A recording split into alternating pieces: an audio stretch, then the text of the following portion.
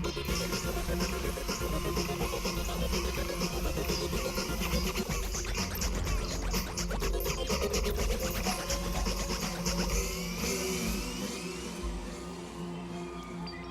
I'm Bill Sindelar, and you're watching Blister, the only show that makes you laugh, it makes you cry, yet it makes you think. And I've got a 6-course meal planned, so I hope that you are hungry for some action. We've got a fine mix of mutants and humans in X2 Wolverine's Revenge. We'll sample some of the finest Southeast Asia with Vietcong. I Was a Teenage Mutant will provide the intergalactic flavor. Then we'll dig into Ikaruga and top it off with a reloaded look at Thunder Force 5. We'll begin, though, with an appetizer, the follow-up to one of the sleeper hits of 2002, Ratchet and Clank. Let's check in on the space mechanic and his little robot buddy and see what kind of trouble that they have gotten themselves into now. Attention lovers of furry space mechanics with attitude. Blister is here with a peek at the sequel to the hit platformer Ratchet and Clank. Ratchet and Clank 2 Going Commando. We'll look at some early build gameplay from this faster and furious platform adventure.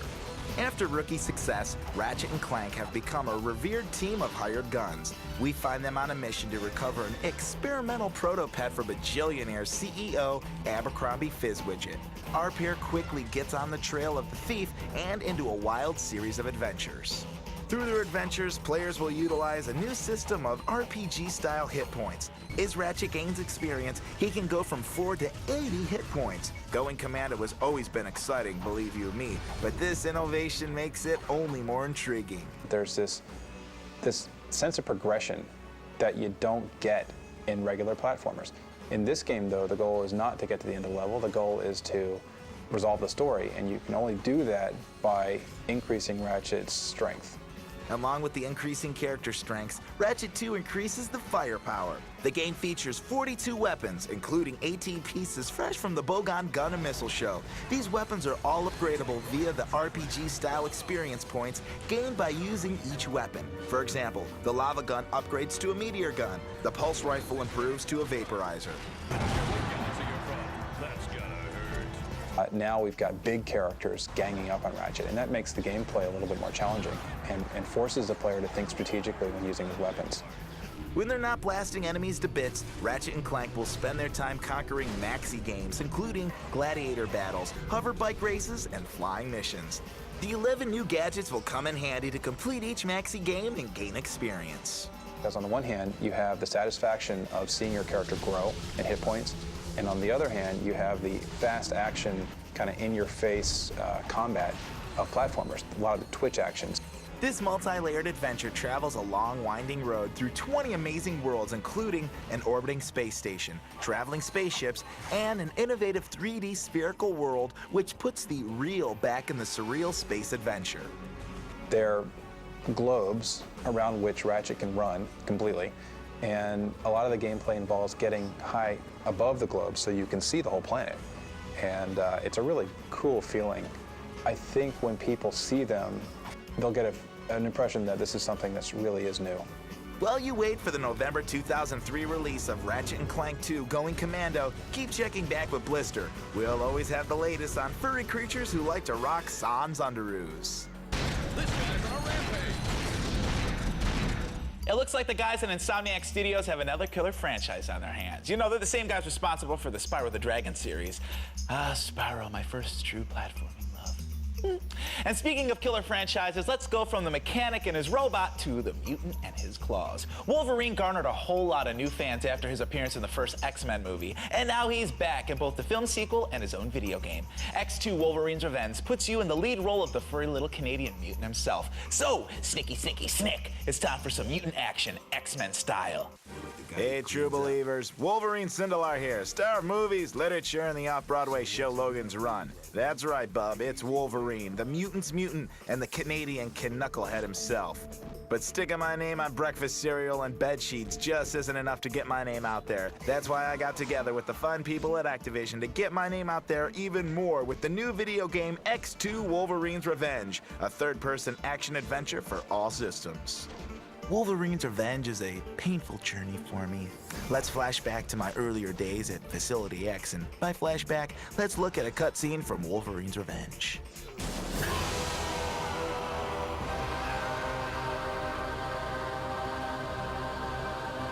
Now that's an emotional whirlwind for sure. That kind of stuff never happens to Crash Bandicoot.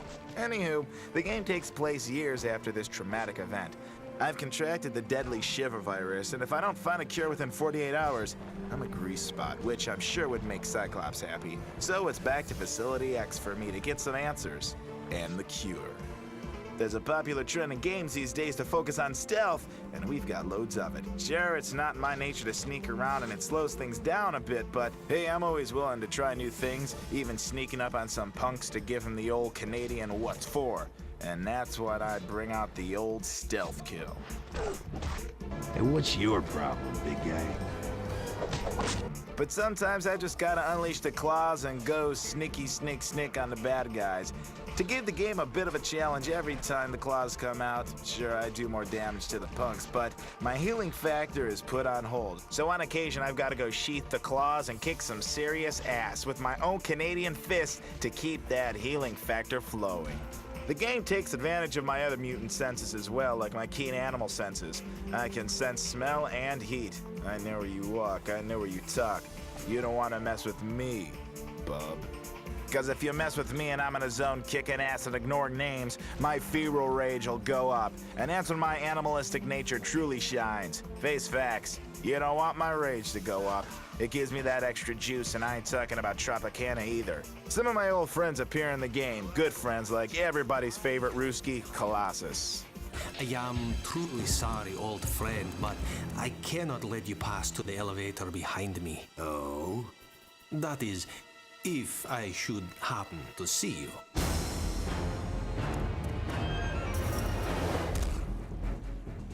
Good luck, old friend. And unfortunately, some old enemies appear as well. Enemies like Magneto, Juggernaut, and even more annoying than Bill Sindelar, Sabretooth. You ain't even begun to hurt. We couldn't get Hugh Jackman to come in and do my voice in Wolverine's Revenge, but that's okay in my book because we brought in voice acting veteran Mark Hamill to take over. I got some old friends to take care of. The voice acting is strong in this one. If you followed my career, Wolverine's Revenge will be an acceptable addition to your Logan-loving library. So, what are you waiting for? Get to the store and pick it up, or I'll go berserko on your ass, bub. Wolverine is such a badass, man. Sometimes I wish I was a mutant too. I could be like Gas Man and knock people. All right, just keep your comments to yourselves. Anyway, I need to go update my website, www.billsindelar.com. So when we get back from the break, we're headed for the NAM, or should I say the COM. We'll also get cosmically crazy with I Was An Atomic Mutant. That's coming up only right here on Blister. That's billsindelar.com. Sindelar. Go hit it.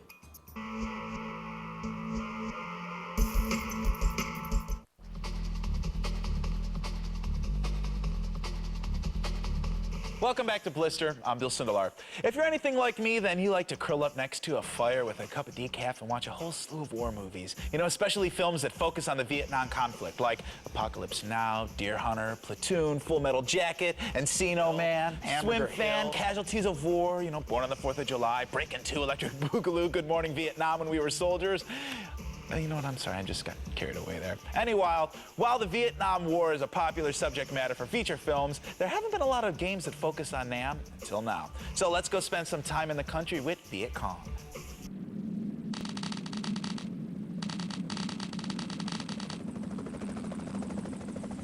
Were we ever that young, too innocent, too naive? There's no way to prepare for what was in store for us there in Vietnam. Unfortunately, the first-person game Vietcong will do nothing to erase the nightmares in my head. Nothing can. There haven't been many games based on that unpopular war. My war. And now with Vietcong, it looks like Vietnam games will be making more and more inroads into the video game market. Damn that war. The game takes place in 1967. Some called 67 the Summer of Love. Some never served a Nam. Vietcong will center on team leader Sergeant First Class Steve Hawkins and his 6-member squad, each member specifically trained for missions like Hornster the Gunner or Crocker the Medic. The only thing this team has in common is each other. The missions are standard. There's recon, search and destroy, but as we all know, you basically head into the jungle and find the enemy before they find you, because let me tell ya, they'll always find you. And if they're not blending into the jungle, they're laying out tripwire and booby traps, which you might not find until it's too late. And then, it's too late. Sure, the missions, over 20 of them will take place in the jungle, but you also go through seemingly abandoned villages, or, if need be, venture down by the river, down into the tunnels below. I hated those tunnels. Over 20 weapons can be used in the game, hardware specific to the times, like the handy M16 and the even more useful knife. And you better have one in your hand at all times, because I assure you the VC ain't walking around with one hand in their pocket and another one hailing a Marshall tank. You'll be able to quote-unquote borrow your enemy's weapons after they take a dirt nap. Unlike the reality of my experience, Vietcong the game is relatively easy enough to figure out. Controlling the squad can be done through a simple set of commands easily listed on a menu display. The main mode in Vietcong is campaign mode. You can also play in single-player mission, where you can replay missions from the campaign mode and try and right your wrongs by using different strategies or weapons. If this only was available, then. Vietcong has multiplayer capabilities with the typical deathmatch or capture the flag. You could also play as the United States or as the VC. Why would you ever want to play as the VC? You kids today don't get it. But I understand. You weren't there. I was. Will Vietcong fulfill the desires of those gamers out there who think Vietnam could be a cool, fun game? Well, like the war itself, this game is slow-paced, sometimes to a crawl. War isn't fun. It shouldn't be. It wasn't. If you don't believe me, pick up Vietcong for your PC and see for yourself. Damn that war. And you thought that we were going to be spending all of our time in the swamplands. Now, the cool thing about Vietcong is that you get to take control of the vehicles a la Battlefield 1942. Now, are the horrors of war too much for you, or maybe you just don't look good in camouflage? Either way, our next game is the complete opposite of Vietcong. If you've always dreamed of starring in a B-movie from the 50s, complete with cheesy sci-fi effects, now is your time. The game, I Was An Atomic Mutant. And it's exactly what you would expect it to be, but there are a few quirks that you might not expect. So, let's jump back in time for a look. It's shocking. It's unspeakable. Is it a terror from the heart of the universe? Have the humans unleashed nature's wrath with the mysteries of the atom?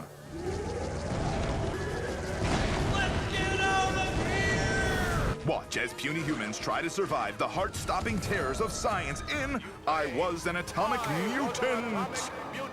Let's face it, stomping around as an oversized monster, destroying cities and the pathetic humans who infest them is always entertaining, but it does have its limits.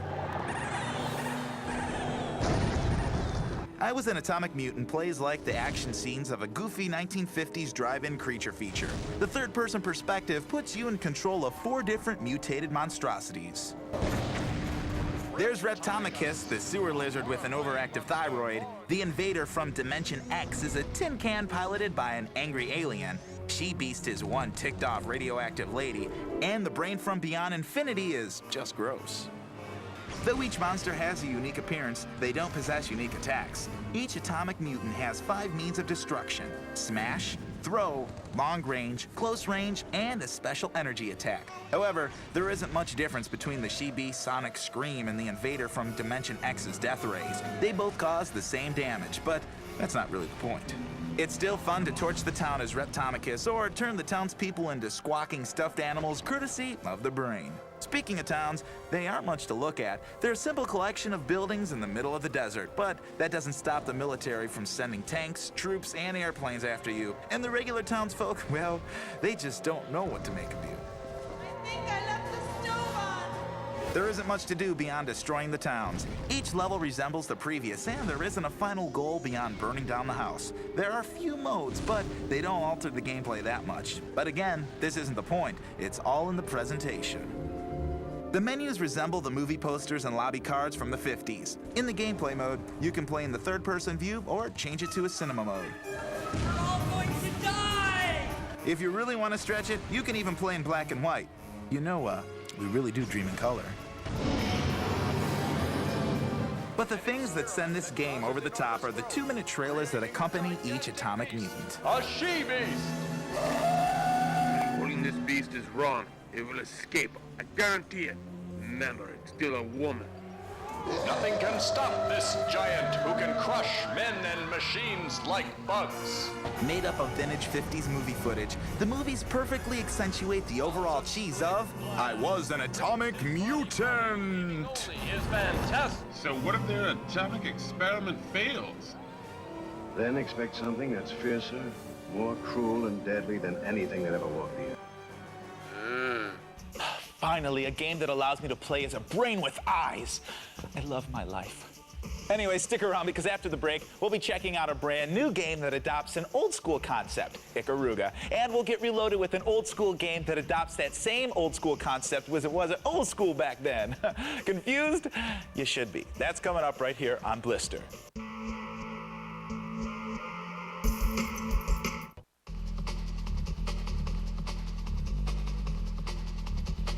Welcome back to Blister. I'm Bill Sindelar.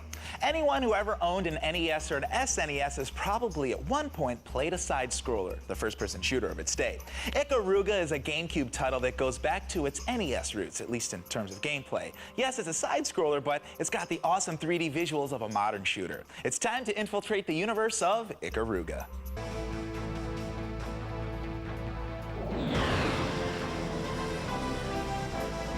I want to go to a special place, Blister fans. A place where the bullets flow like wine and enemy spacecraft flock like the salmon of Capistrano. I'm talking about a little place called Ikaruga, now available exclusively on the Nintendo GameCube. This old school style top-down shooter brings us back to the days of simple and intense fast action arcade style shooters. But that's not enough for the game's developer Treasure of Radiant Silvergun fame. Ikaruga ups the ante by entering a hybrid 2D, 3D world. And here you're actually interacting with the environment with these beautiful backdrops that are three-dimensional. For example, you will be flying through and you'll blow up a bunch of little bad guys, and you'll zoom straight up at the camera and zoom straight down into the terrain, which becomes your next level. Within these intricate and interactive backgrounds, Ikaruga has a very simple gameplay model. There are no power-ups, no artifacts, and no princesses to save. This is your ship.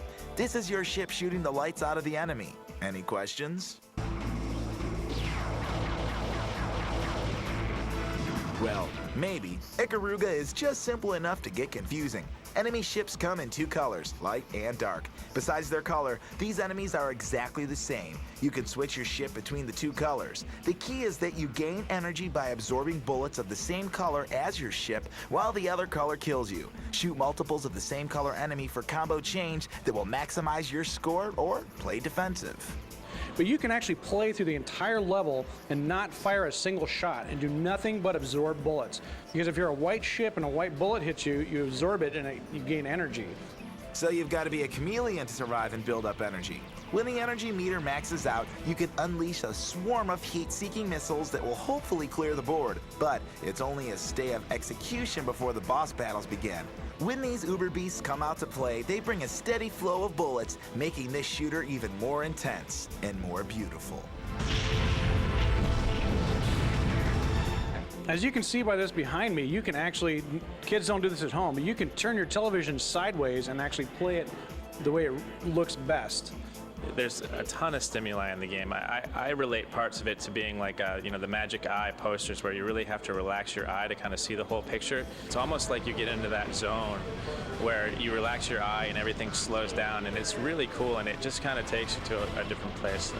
But Ikaruga's got more than just good looks. This game has a story too, which is revealed in a series of manga art panels in the game and a corresponding prose story.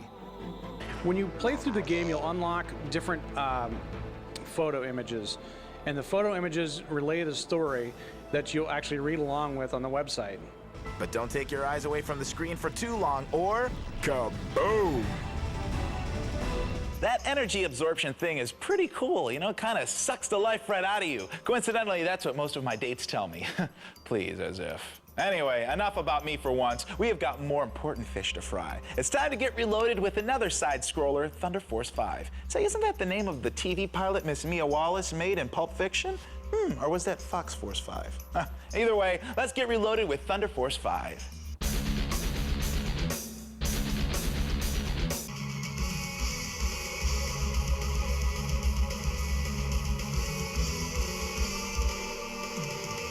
In 1998, when I wasn't busy watching Titanic or getting jiggy with it, I was blistering away at the classic side-scrolling shooter Thunder Force 5. Set in the 22nd century, Thunder Force pitted you against an army of artificial intelligence spaceships. Defeat meant the end of humankind. Success meant your jiggy heart would go on. Strapped into a super mobile spaceship, you zoom through a futuristic city, a dark forest, and an underwater fantasy level. All the while, enemy ships swarm at you like frantic cluster flies. There was only one way to prevail: become a button masher. But you need more than a quick shot to eliminate the endless swarms of enemy ships. Luckily, Thunder Force was packed with power-ups, like Craws, energy balls that orbited your ship as a shield and boosted any weapon's powers. When the enemies got heftier, you powered up with Wave Rays. You know what those things can do? They can suck the paint off your house and give your family a permanent orange afro. The real highlight of Thunder Force 5 was the awesome series of boss battles featuring tentacled robots and serpentine spaceships. You had to maximize your mobility and firepower to dance around the behemoth monsters and blow them to kibbles and bits. But if you had the skills, it was like the story of David and a big dead spaceship. Thunder Force 5, a shooter, a scroller, and yeah, it got jiggy with it. As the 5 in the title indicates, this is the 5th game in the series. Now, I know what you're thinking. Gee, Bill, I played the first 3 Thunder Force games on my Genesis, but I don't remember the Thunder Force 4. Well, that's because it was released under the name Lightning Force. And you didn't think I knew anything about games. Anyway, I want to know which of the Thunder Force series games is your favorite, so log on to our message boards at g4tv.com/blister and let me know. Well, that's all the time we've got for this edition of Blister. As always, I'm Bill Sindelar. We'll see you next time. Now get on out of here. Bye, everybody. What? You want to fight? You don't like, huh? I got some Tybo going. What was that? There's this one crazy woman. She makes you do this. Can you take Tybo? There's this one woman. Yeah. She's got gums. I call her gums because she's got these big teeth and gums. Sister. I won't say it to her face. It's sister. It's her cousin. She's psycho. She'll get up. She's nuts.